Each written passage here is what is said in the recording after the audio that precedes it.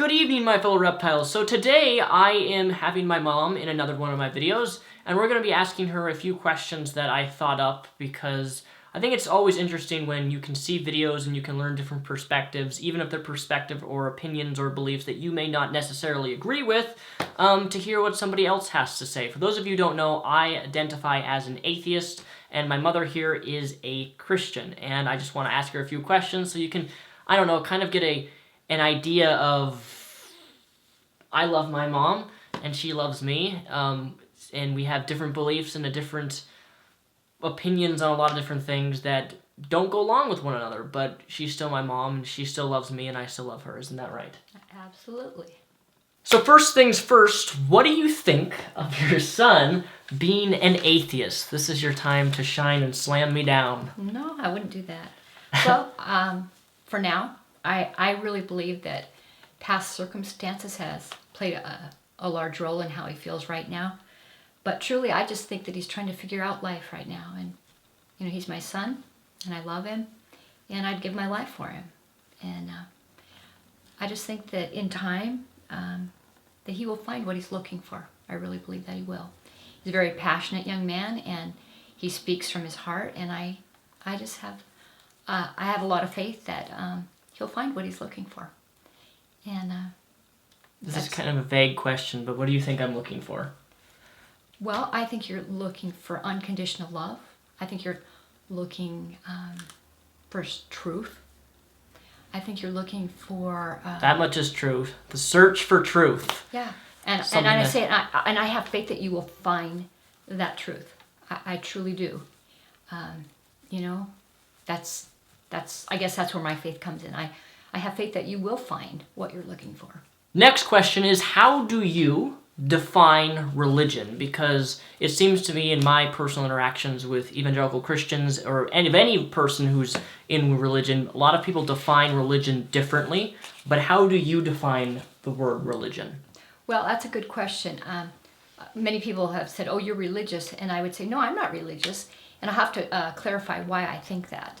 I'm not religious. As I was growing up, I read about the scribes and the Pharisees in the New Testament. They were always putting themselves above other people and putting other people down. So I never felt, that's what my idea of a religious person was a bigot, someone always thinking they're better than someone else, always trying to lord it over them with their rules and regulations. So I guess that's why I thought I wasn't religious, because I do not like arrogant people that put others down. But anyway, so that's why I thought I wasn't religious. But as my son has told me, that the definition of religion would be someone that worships deity, prays to deity, or follows the code of rules and regulations, which I don't necessarily follow a code of rules and regulations, but I do very much follow what Jesus said about to owe no man anything but the debt of love, to treat people with love and respect and honor and integrity.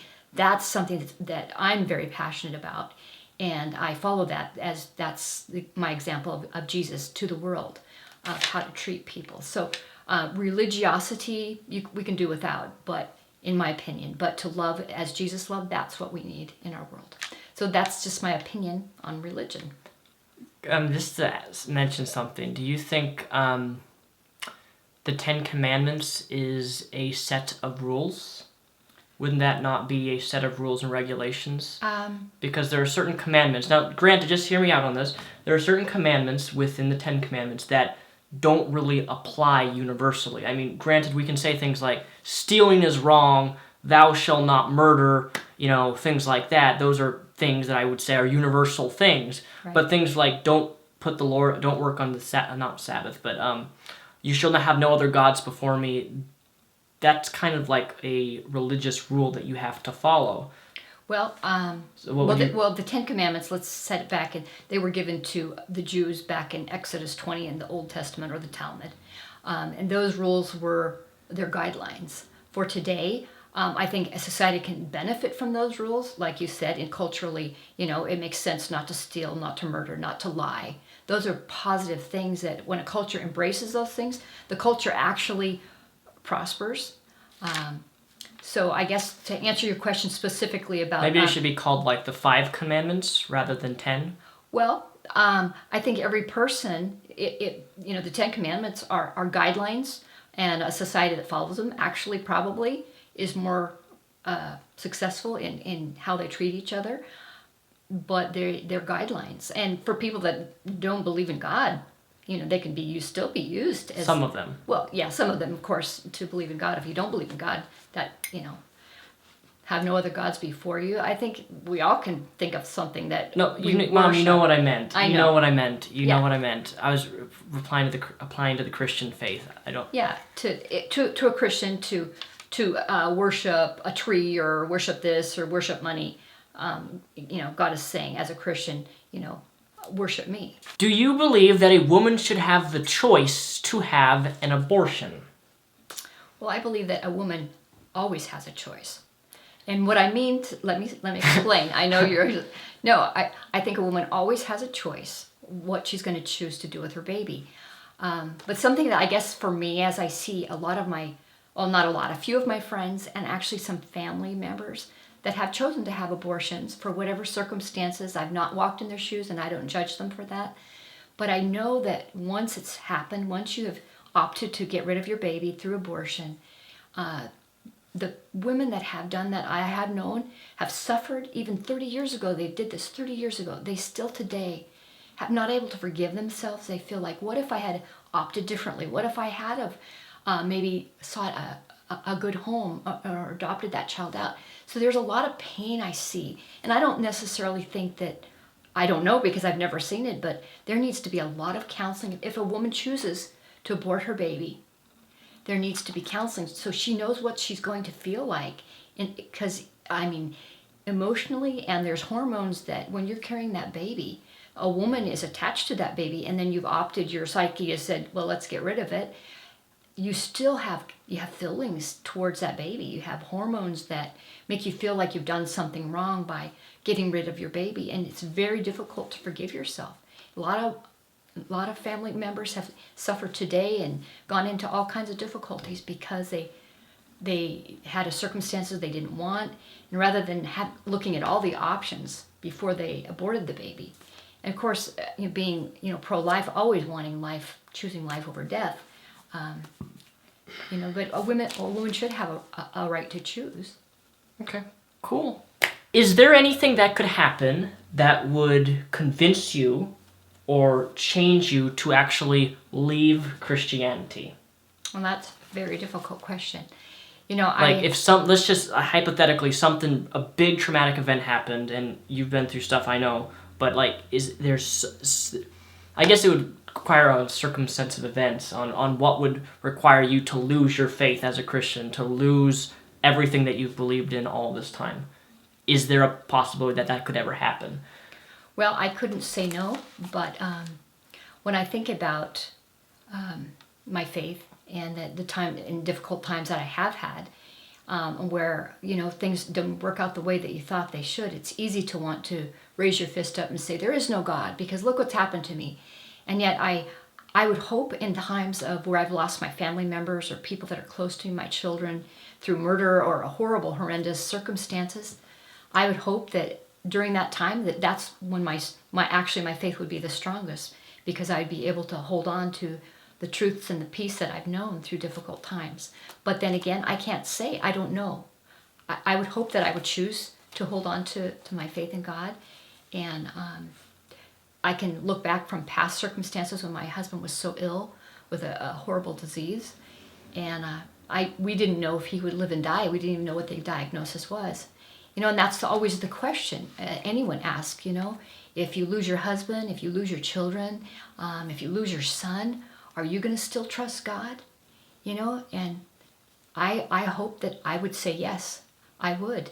But I don't know until no one can say for sure how they'll react until those things happen. But I know that the difficulties I've had in the past, I have experienced peace through the difficulty, and I feel that's been given to me.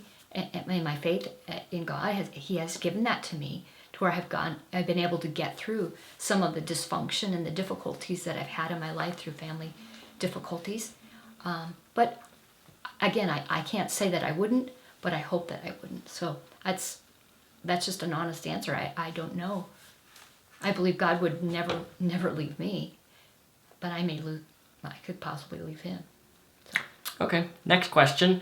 What do you think on Christians who believe in evolution? Can a Christian be a Christian and believe in evolution? Because there are some Christians out there, Ray Comfort, that believe if you believe in the concept of evolution, or if you're a theistic evolutionist, that you can't be a Christian because you do not believe in the infallibility and inherency of God teaching a 6,000-year-old earth when science has shown otherwise. So do you think it's pivotal that a Christian believe in creationism and cannot believe in evolution? Like, well, is that... I don't think it's an either-or thing. I'm a Christian, and yet I recognize that natural selection has happened and continues to happen.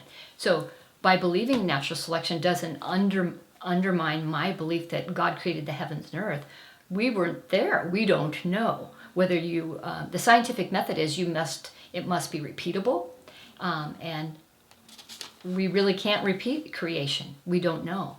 We don't know if we really don't know, and that's why that's been the argument of the ages. We don't know.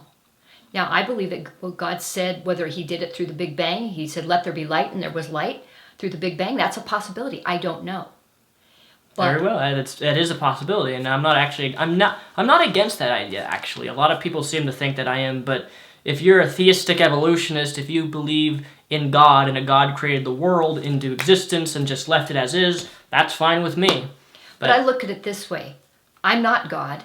If God is God, he's far greater in his thoughts, his understanding. He's far beyond the greatest mind in the world. He's so I'm saying, for me, I don't know how it happened, but I believe it did happen. When I look at creation for myself, I look and I see the absolute detail and the spectacular beauty of the earth, right down to the tiniest little flower and bee. And so for me, I can say that I think you can be a Christian and at least believe in some parts of evolution. If evolution says that there is no God, of course it doesn't. Evolution. No, but if it said that, of course I couldn't believe that. I think that the theory of evolution is still a theory. If it could be proven, believe me, they would prove it. If it could be proven, but that's been the age-old argument since the beginning of time. So there you have it. I don't necessarily agree with all that was said there. I was trying to hold my tongue, but in any case, good job.